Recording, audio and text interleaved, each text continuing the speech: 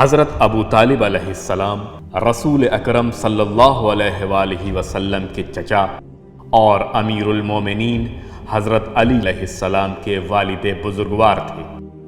آپ جناب عبد المطلب کے وصی و جانشین اور رسول اکرم کے سب سے بڑے حامی و مددگار تھے۔ آپ کی حیات طیبہ آپ کے بے نظیر کارناموں سے بھری ہے، ایک ایسی شخصیت جو درد مندوں اور محروموں کی پناہ گاہ تھی۔ اخلاق و اخلاص آپ کے بابرکت وجود میں مجسم ہو گئے تھے۔ ایسی طاقت و قوت کا مالک انسان کہ تاریخ نے اس کے ثبات قدم، استقامت اور فداکاری کو اس کے فرزند ارجمند حضرت علی علیہ السلام کے علاوہ کسی اور میں نہ دیکھا۔ سنی عالم جناب ابن ابی الحدید کہتے ہیں، ابو طالب علیہ السلام اور آپ کے پدر بزرگوار جناب عبد المطلب قریش کے سردار اور مکہ معظمہ کے سرور و امیر تھے، اور آپ اس شہر کے باشندے، مہاجرین، مسافرین اور بیت اللہ کے زائرین سب کی مہمان نوازی اور رہنمائی فرماتے تھے۔ جناب ابو طالب ایسے مومن اور معاہد تھے جنہوں نے زندگی کے آخری لمحات تک نبی خدا کو کفار قریش کے شر سے محفوظ رکھا اور اسلام کے ارتقاء میں سب سے زیادہ تعاون کیا۔ جب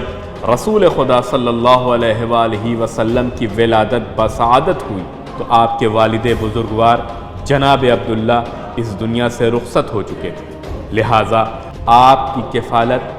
آپ کے جد بزرگوار جناب عبد المطلب نے اپنے ذمے لی، اور ابھی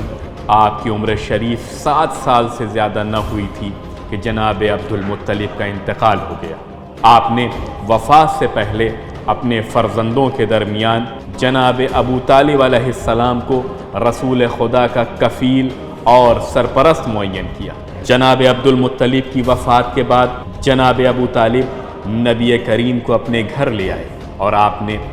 حضرت کی بہترین انداز سے سرپرستی اور پرورش کی۔ جناب ابو طالب علیہ السلام اپنی اولاد سے بھی زیادہ رسول خدا سے محبت و مودت کا اظہار فرماتے تھے۔ حضرت کو اپنے پاس سلاتے، اور جب کہیں باہر جاتے تو آپ کو بھی ساتھ لے کر جاتے، اور آپ سے اس درجہ محبت کرتے کہ کسی اور سے اتنی محبت نہ کرتے، اور آپ کے لیے بہترین غذا کا انتظام کرتے تھے۔ ابن عباس اور دیگر اصحاب کا بیان ہے کہ جناب ابو طالب علیہ السلام رسول خدا سے بے پناہ محبت کرتے تھے، اور حضرت کو اپنے بچوں سے زیادہ عزیز رکھتے اور آپ کو ان پر مقدم کرتے تھے، اسی لیے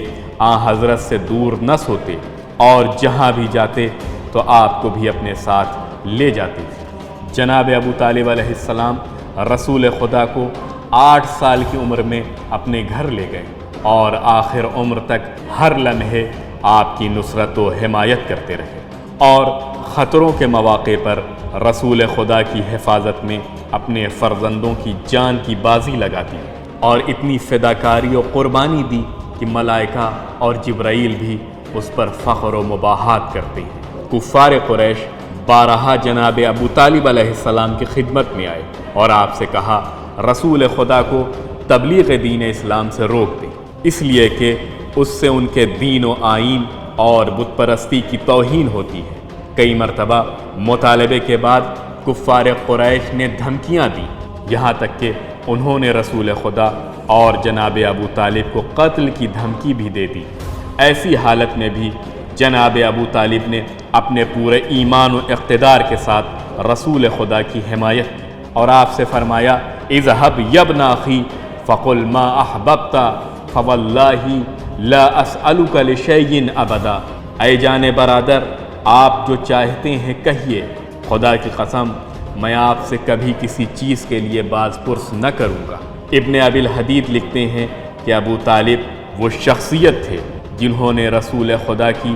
دوران طفولت کفالت و سرپرستی کی، اور جب بڑے ہو گئے تو آپ کی حمایت و نصرت کی، اور کفار قریش کے شر سے محفوظ رکھا۔ انہوں نے اس راہ میں ہر طرح کی سختیاں اور مصیبتیں برداشت کی، اور ہر بلا و مصیبت کو خندہ پیشانی کے ساتھ قبول کیا،